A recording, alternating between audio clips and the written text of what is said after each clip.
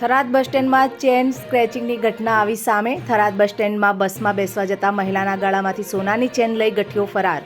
થરાદ ડેપોના અધિકારીઓ અને પોલીસ દ્વારા સીસીટીવી ફૂટેજની તપાસ હાથ ધરાઈ. તો રશ્મિકાબેન જોશી નામની મહિલા રાધા નેસડાથી પાલનપુર જતી બસમાં બેસવા જતા બની ઘટના.